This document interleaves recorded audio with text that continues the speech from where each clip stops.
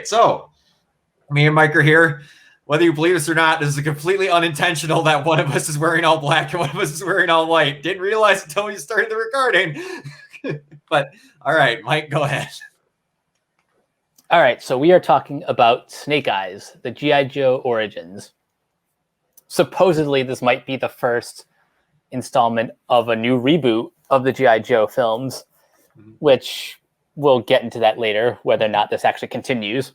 Yeah. But the movie is directed by Robert Schwentke from a screenplay written by Evan, I'm going to butcher this last name, Spiliotopoulos, Joe Shrapnel, yes, Shrapnel is his actual last name. That's awesome. And Anna Waterhouse. And stars Henry Golding, Andrew Koji, Samara Weaving.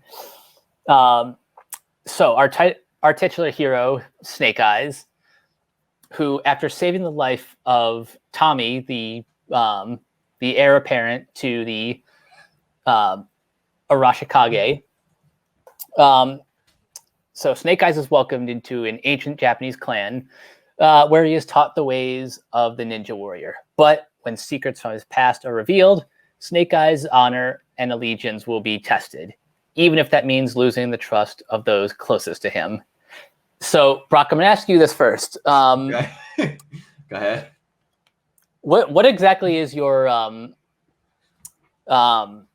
familiarity with the G.I. Joe franchise? Little to none, if I'm being perfectly honest. Okay, good. Like, I know a little bit of, like, the films that came out, and, like, I know some of the names, but that's about it. So we're on the same page as far as our familiarity with the source material, which is little to none. Yes. Yeah, I basically know if they were in the previous films, and, like, I know that they've had crossovers with the Transformers in comics before. Mm-hmm. And those of you that don't know, Hasbro's basically kind of went, we're going to have people make our movies now. And, like, they bought the Power Rangers rights and, like, a bunch of other stuff so that they can make stuff. This is all Hasbro stuff from my knowledge. That was part of that whole big deal, right? Yeah. The long and short of it is Hasbro wants what, well, all Hollywood studios want. They want an Avengers style crossover, but the thing is, you got to earn it. Mm-hmm. Yeah. And they have a lot of cool people that, like, they just need to realize that, like, I started looking into some G.I. Joe stuff, like what different characters were there. They're just that, like, they need to realize what they have before they try and make it into something more that's not. Not saying they can't have a big, cool team up with a bunch of different people. It's just that you don't randomly have Hulk and, like, Thanos types of characters jumping into there. Right. Yeah. This could be a lot more street level version of, like, giant Avengers films. That being said, for this movie being the first of a, I guess, a new G.I. Joe reboot. Well, first of all, let's start at the very beginning. Just your overall thoughts as a film. I will say that I liked it, but man, it felt like for a good 75% of it, it was in a hurry to go nowhere. I don't disagree. Because boy, does it stall out for a long time once they get with the Arashikage, and they're just kind of like, well, that stone's in here, and we'll find out eventually where it is. Like, okay, sure. I weirdly feel like this movie didn't need to be a full-length movie, but I also, part of me feels like it should have been 2 movies. And I'll explain that as we get along further. Like, I wish they would have handled this differently, but your thoughts on it? On the whole, I liked it. I think most of my enjoyment comes from our 2 leads. Yes. I think Henry Golding is way too charismatic to not be in everything. Yes, Henry Golding's awesome. And I really do like the dynamic between him and Andrew Koji as Tommy, or Storm Shadow. Yes, they had this ever so subtly stick that name mention in there with that little chat with their security person in that one room. He's like, "I am the storm before the shadow," or something. I'm like, "Oh, you all are clever." It's the shadow before the storm. Oh, shadow before the storm. That's what it was. Like, also, they just had to have him wearing basically the storm shadow get up every time he went out. Yep. Like, you get the Snake Eyes outfit after. He's just going to be Storm Shadow in the movie. Yeah. They were both good, but I had to laugh. There's a reason why in these G.I. Joe things that they call him Storm Shadow, because it's so weird that he's in this ultra Yakuza-filled, hardcore-based Japanese heritage family. He's going, "Yes, Tommy-san." He has one of the most American names ever. And the guy who was with me, my roommate, was like, I looked up a little bit, so like I knew this what his name was. He's like, "Is his name really Tommy?" I'm like, "Yeah, his name is really Tommy." He's like, "That's really weird." I'm like, "I know. Just roll with it. It's G.I. Joe." I mean, one thing I do kind of appreciate about the movie is, for better or for worse, it does kind of feel like an 80s throwback. It does. Like in my Letterboxd review, I basically called this Point Break, but with ninjas. You're not far off. You really aren't. Because seriously, what better way to tell, a completely fleshed out Snake Eyes origin than basically rip off Point Break? Yeah, it's not a bad idea because honestly, like I'm thinking to myself, and I don't know how Snake Eyes got his original name. I really can't. But then also, like, how are they going to work in that they call him Snake Eyes? I'm like, are they going to literally just call him Snake Eyes because he like learned some technique from a snake or whatever? And then the guy rolls the dice out. I'm like, okay, if this wasn't G.I. Joe, I would give that some crap. But this is G.I. Joe, so that works.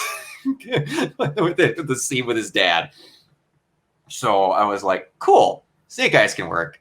And like, we'll get into it later, but the fact that they're loaded dice that always roll Snake Eyes, I knew that was coming, but I'm like, that's still a really nice touch. I like that. I'll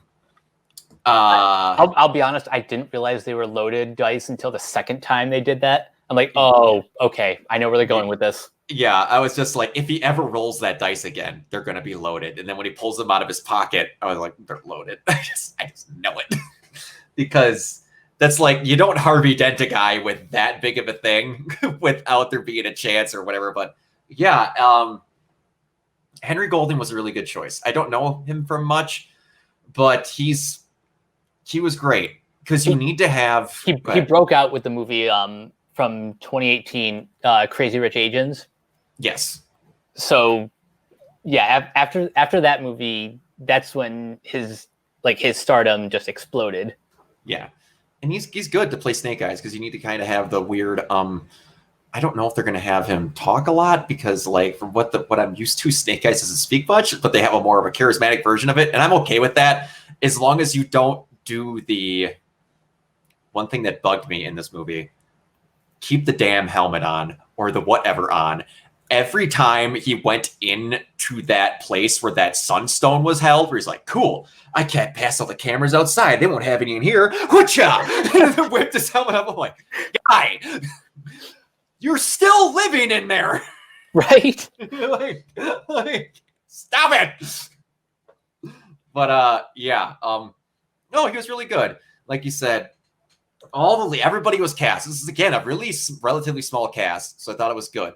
They played it along really well. The storyline were all good. I only have a few negatives, but the negatives that really got to me. But the one thing I have to ask you, and it's not a negative nor a positive, when they said this was a G.I. Joe Origins film, did you think it was kind of funky that G.I. Joe was an already set up and established thing? A little bit. And like they're already battling Cobra and have been since Snake Eyes was a kid. So basically what this movie is implying is that whatever Snake Eyes' father was named, like he was basically already Snake Eyes in the G.I. Joe. Yeah.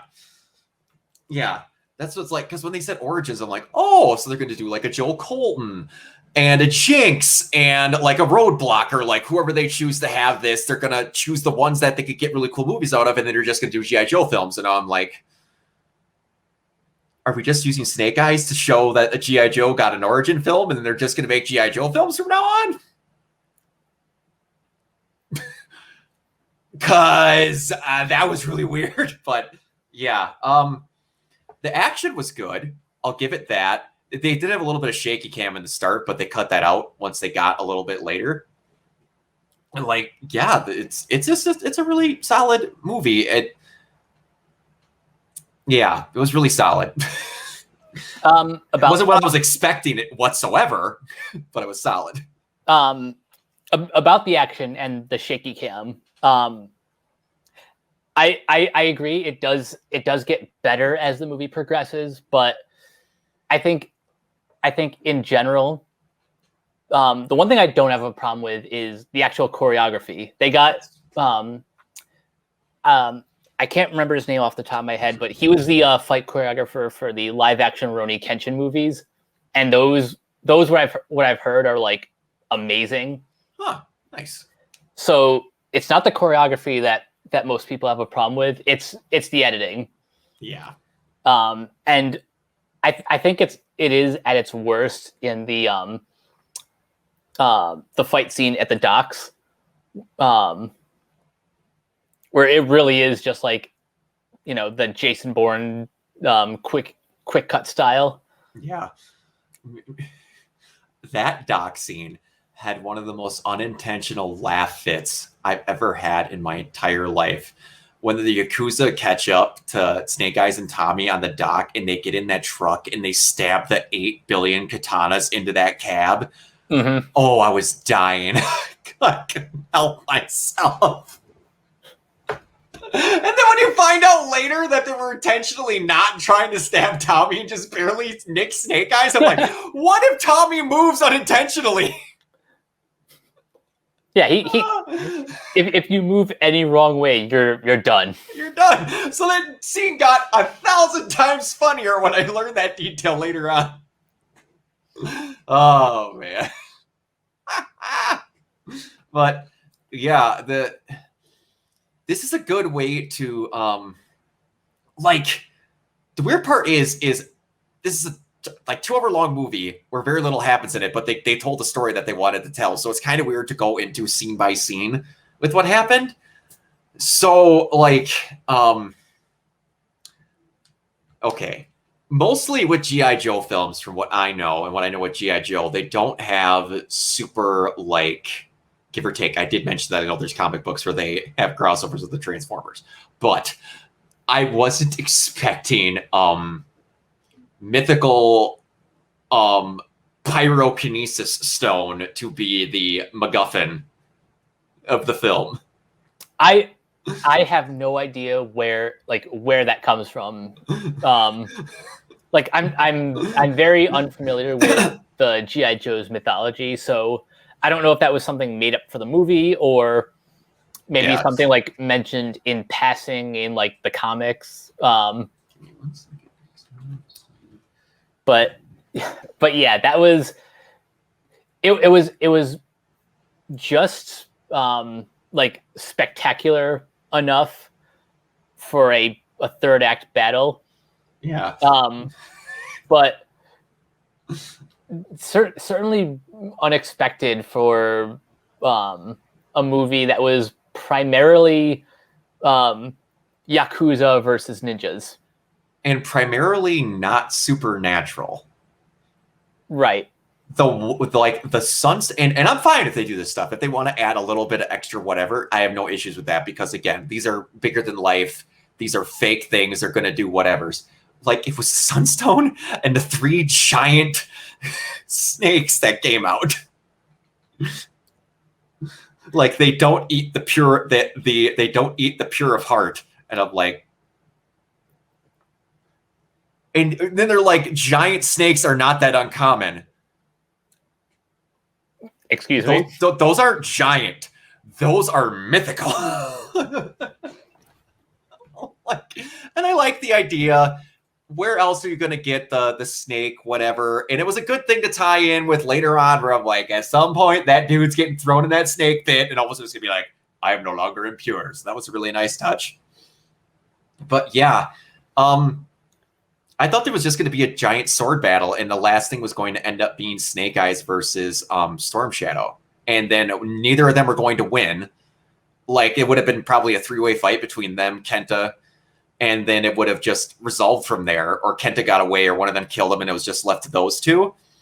And then they just got separate, and then Tommy would have ran off. But it was handled differently than I expected, and that's fine. Just, yeah. I think here's the thing. No matter what, they had to end with Tommy running off, because that's just how the story goes. But I will agree in that how they get there was a little rocky. Yeah. Like they kind of like they started like the end of the second act like, I hate you now, but then it's like, oh wait, but we got to team up because Kento. Okay, yeah. I hate you again.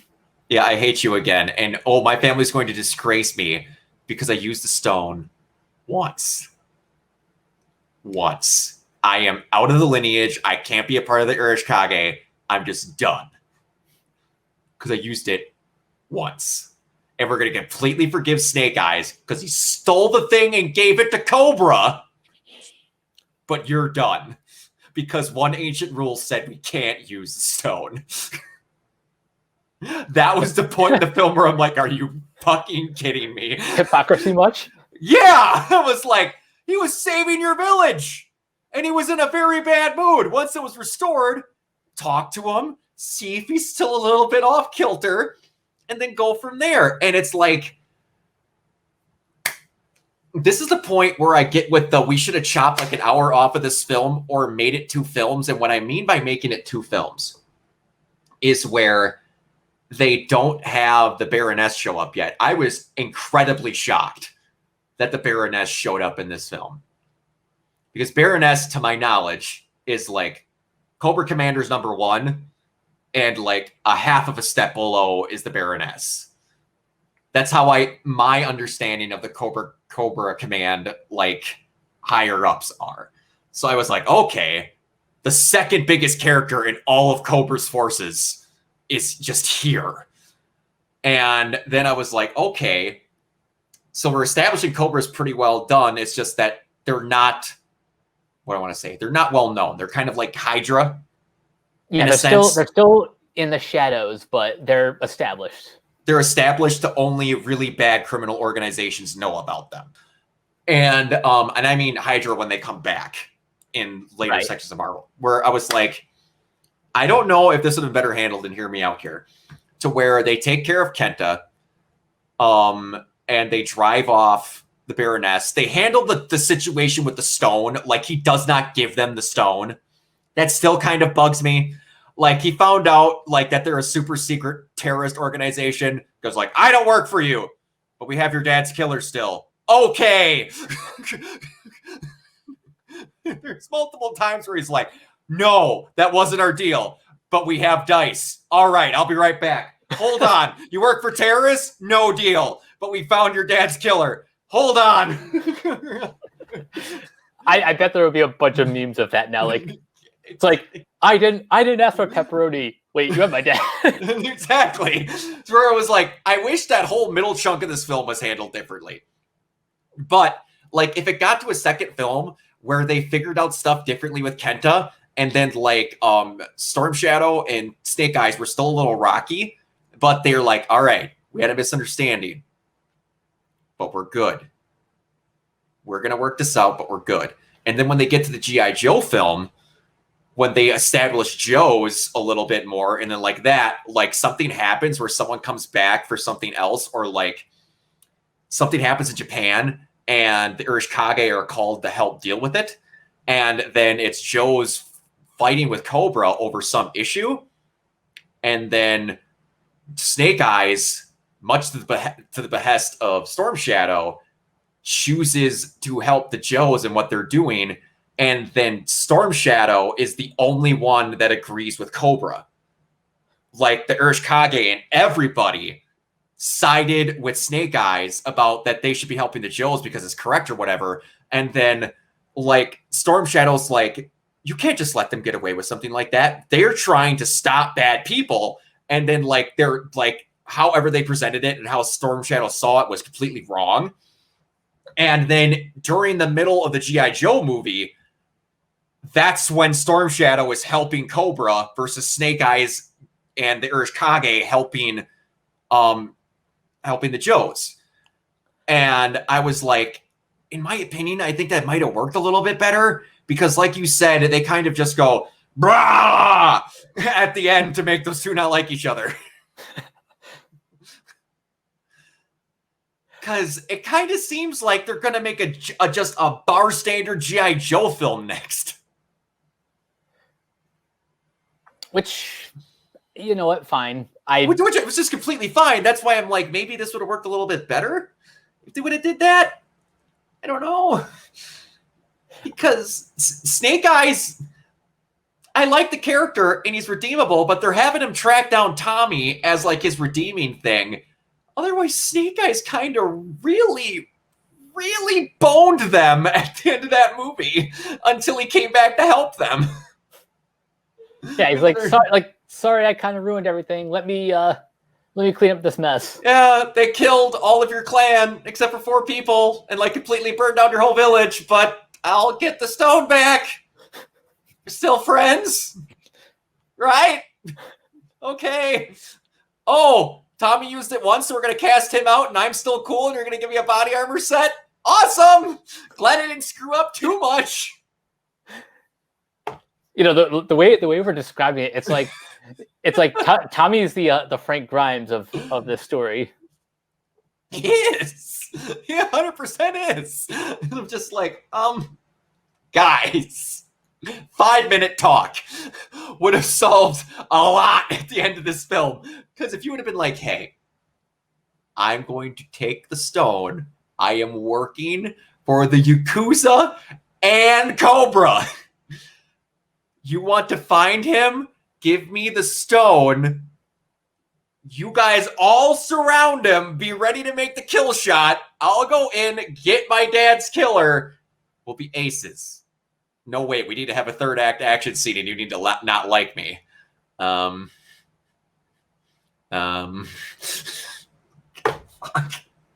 gonna fight on a moving truck because that's what you want. By the way, how did they get back? Oh yeah, they stole the car. I forgot about that. And then they go all the way. Oh, he gets on the truck. You're going to die. We need to save the Urashikage. Ah! Don't get me wrong. I like what they tried to do with this film, but the middle section, man, they should have had another pass at it. Yeah, it's the middle section. It's the middle section which kind of leads to the third act being the jumbled mess that it is. Yes, and I have to ask you. I do not mind the stone itself being a fire power source. But man, there's points where a character has to forget what their powers are for the plot to continue. That is one of my least favorite things ever. It's a giant problem for anyone who's watching this review who watches RWBY will see me bitch about to no end, where there's this character named Marrow, where they try to be cute with their powers, where he literally snaps his fingers and says, stay. And anything that he was looking at is permanently frozen in time. There's multiple points where we just have to go, hey, Marrow, go in that room for 10 minutes. Cool? Plot needs to happen. Awesome. Or he'll just forget that he can do it. Like, there's a scene where they're up against Team RWBY, and their commander just turned evil. He's a part of this group called the Aesops, where it sounds like Aesop's fables because all of them are versions of one of the fables. And he's based after the dog looking in its reflection and jealous of the bone and all that. Like, all Team RWBY's there. They split off and have fights, and he remembers he has the ability when he's fighting one of them. Later on, after they split, So it's long enough to where another one, or he could freeze one, and another one could go, nope, boom, tink him in the head, and then he loses the fight. I'm like, this happens here. Kenta gets to the village. Zap fries like 5 people instantly. Just has to hold the stone, looks at him. They're Thanos instantly. And then it cuts away back to Storm Shadow and Tommy fighting. It cuts back to the village. He has burnt the entire village down and he's moved 5 feet. Moved 5 feet. He has burnt. They show him burning specific like roof tiles to take out ninjas 40 feet away. And then all of a sudden we're like, cool. Yep, we're gonna send 50 of you to go fight blind guy, 50 of you to go fight trainer dude. All you get killed. But then, all right, here's the rest of your Urashikage. You're gone. Oh, but you, headmistress lady that I really don't like. We're gonna have a talk before I fry you, and I'm gonna burn that thing next to you, and I'm gonna burn that thing next to you, and I'm gonna burn that stuff behind you. But I need to know. Burn you. I need to make sure you know how much you already know that I don't like you before I burn you, because we still have 20 minutes left in this film. And then multiple times they show this big team up of like Scarlet, the Baroness, which that scene between Scarlet and the Baroness, like, all right, I fucking hate you, but we're in a bit of a predicament. You're gonna try and run, and I'm gonna chase you after we're done, but we're gonna kill all these people, right now. Like, yeah, cool. All right, fine. Then that moment was great. But you have the Baroness, you have Scarlet, you have Blind Master. I can't remember the one trainer's name. You have Snake Eyes. Hardmaster. You have Snake Eyes, Storm Shadow, and the head of the Urashikage all walking in a line. I'm like, that is a great team up shot. But it is really hard to buy that you're going to kick his ass when he zap fried 5 ninjas and turned them into ash by blinking. What are we going to do here? What is your team plan? Okay, smoke screen. Cool. As soon as you get back in his eyesight, he can light you on fire again. What is the game plan? You made that stone too powerful. And then they do the thing with the cart, which is pretty smart, but I'm like, you should have depowered that stone. I mean, it makes him look like a threat, but it also made him look like a moron to make your heroes win at the end, and I hate that. I mean, that is one of the problems of having any sort of supernatural element in a movie about ninjas versus the Yakuza. That, like, you know, once you have something in your possession, like there's almost no excuse for that to happen. Yeah. Unless what they were maybe trying to do was pay off one of the training scenes with the bulls, and like they do some sort of like elaborate action scene where they try to like knock the stone out of his hands. But that could be, yeah. But I don't know. I think a lot of the third act, like as bombastic as it gets, it's moments like that kind of crumble apart. Yeah, and it's just like, man, and I know this is the go-to where it's like in video games, hire platinum to do it. It'll be great. And the next one, see if Chad Zielinski's not busy. Or Gareth Evans. Gareth Evans. He directed the Raid movies, which yes, that's another thing about the action that I kind of take issue with. The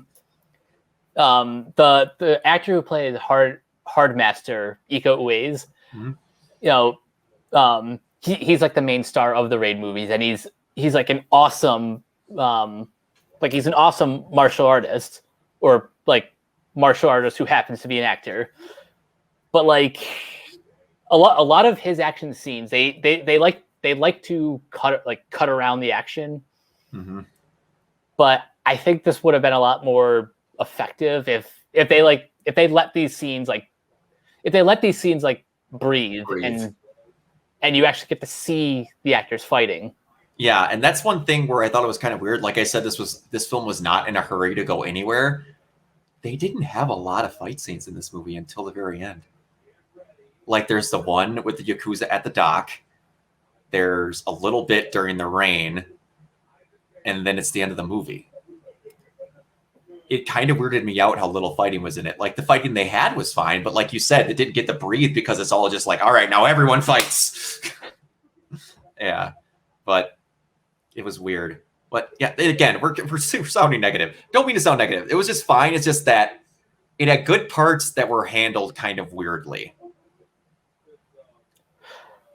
Yeah, I think overall, I will say I did enjoy this movie. I don't know if I'll have time to rewatch it anytime soon, but I will gladly see more movies in this universe. Oh yeah, they could set up some cool stuff with Joe's as background. Like all of them have code names. Like Scarlet is just Scarlet, and then like they have good banter between themselves, so that's not a problem. And it's like you can get people that are no names to do this. You don't need to have like they had with The Rock and Channing Tatum and oh, I can't think of her name. There was a girl that played Jinx, Elodie Young. And then there was another girl that was in there. I can't think of her name. She is Sam's first girlfriend in Supernatural, and she's also Mockingbird in Shield. Oh, I know who you're talking about. She's also in the first John Wick movie as an assassin that tries to kill him in the hotel. Oh, can't think of her name. But yeah, like they don't need giant names. You could just have people that know the acting and like know the choreography and stuff well, and you can make a lot with very little. And they don't need to have over exaggerated costumes either. That's another thing that you could do good on in here. You could just Adrian Palicki. Adrian Palicki, thank you. Yes, she's awesome. I love her and everything she's in. She never does a bad job. But yeah, I guess this is a good opportunity to make a lot of money where you can stick the money into the right situations without needing big names. Yeah, and since these are primarily action movies, I would suggest actually getting people who are, actually proficient at directing action scenes. Your Chad Stahelski or David Leitch or I just said Gareth Evans. Yep. Or whoever is doing all of those like direct-to-video action movies with like Scott Adkins and that whole crew. Also, get Scott Adkins. Yeah, exactly. Exactly. Get Scott Adkins. Yes. Yeah, just get all of those people and put them in like actual major productions. Yeah, and I know I said you don't need big names, and he's a bigger name because of his last name, but he still hasn't had a ton of breakout roles. Like this would be a really good opportunity for something like Scott Eastwood. Ooh. Like he has, just look at him. He looks like a G.I. Joe character.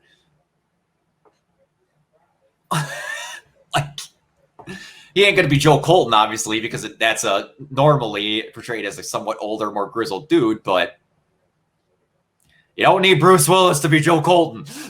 Right. Exactly. But yeah, I would be very open for more of this, where they could do these action movies and do good. And I mentioned it before, don't, in movies, have Transformers crossovers, because you then ruin the surrounding world to have them not be in it later. Don't try that crap. Don't try a Power Rangers crossover just because you own the movies. Don't. Keep G.I. Joe on its own. I mean, I wouldn't be opposed if it was like the 12th movie in this franchise, but I guess Transformers is kind of it needs to do its own work to, earn back its credibility. Yeah, and they're doing that slowly, which, dude, I don't think I could even imitate the noises I made when Beast Wars characters were going to be introduced to those Transformers movies. I squealed at a pitch that I don't think registers. So excited. That was my shit back when I was younger. Oh, that CGI animation looked like garbage, and I love it, and I still own all of it on DVD. Yeah, I am very, very excited for I forget even what it's called now, but it's I can't remember what it's called either, but they're getting Beast Wars characters in it. Yes. That didn't care that much about the title because it's not that big of a title. It's it's War of something. I can't. I think it's like Rise of the Beasts. It's either Rise or War of the Beasts. I can't think of what it is. Rise of the Beasts. And Rise of the Beast. There we go. It's coming out June 24th, 2022. Nice. I'm so excited. Oh, and if you could get Peter Cullen to voice all of them, all of the Primals, do it. Have Peter Cullen talking to himself as Optimus Primal and Optimus Prime. You are printing money. I know only a few people are going to care about how cool of a moment that is, but I don't, or I will care. Other people won't care. Cullen is coming back to voice Prime, but Ron Perlman is voicing Optimus Primal. I could be okay with Ron Perlman voicing Primal. That's because honestly, if you want a more primal version of what Peter Cullen sounds like, Ron Perlman would be a good bet. Yeah. Do you know what the plot synopsis of Beast Wars is? In the year 1994, two humans from Brooklyn partner with Optimus Prime and the Autobots as they come into an ancient conflict that ties in with three factions of Transformers. So it's the Autobots, the Terrorcons, and the Maximals. The Maximals. Okay, no, I was gonna see if you knew what the original one was, the old cartoon. I have like vague memories of the actual plot, like the actual of Beast Wars. They find the Ark like halfway through it, and like Optimus Prime and Megatron are asleep in it. Like they crashed on Earth however long ago, and then they ended up finding Earth as well. And there's like both of them are there. I'm like, that's not what I highly doubt that's how they're gonna do it, unless they flip them where the Primals were there first, and then the Prime got there. I feel like that's what they're going for. Because if like they're gonna do stuff like Dinobot or anything like that, they're gonna need to, which they probably turn out a lot better than the Dinobots that we got in the movies. If I'm being honest, they were great. But yeah, as long as it's people that care, like I can't think of his name that did Bumblebee. That was great. Bumblebee was directed by Travis Knight. He's the same guy that did Kubo and the Two Strings, right? Yep. Yes. And this one is directed by Stephen Cable Jr., who did Creed 2, and that movie's awesome. Oh, it's in good hands. I'm good with that. Okay. But anyway, back to Snake Eyes. I liked it. Could have been handled differently, but I liked it. Yeah. It's a solid recommendation. Yeah. If you like this genre of ninja action movies, then yeah, give this a watch. It won't be better than, you know, more authentic movies from Japan. And they're definitely not better than the Raid movies, but it's a good time. Oh yeah, absolutely. And this is one thing I have to do, because I've been having a couple of rants with some people about Mass Effect Andromeda recently, about how I've not played it in like 4 years, but I played through the Mass Effect Legendary Edition and then got back to Andromeda, a game that got canceled faster than anything. People, give stuff a chance to breathe and maybe get a little bit of levity, and then try another time before you outright go, this is trash. Nope, why can't we? And then you wait 10 years and you're like, I just don't get why they're not making G.I. Joe films anymore. Like, unless it's like Super Mario Brothers levels of bad, then bitch. But like, don't just go, nope, it wasn't how I wanted it to be made, so this is trash and I'm going to start a hate group. Don't do that. Like, I haven't seen anything like that for this. It's been pretty okay, but like, if you want a franchise to grow, you need to give it a chance to be like, I didn't like this, but that was good. Quick aside, that's been a lot of the conversation I've been hearing about the new Masters of the Universe, which Cameron and I will be talking about on our next animation podcast. But yikes, the not good.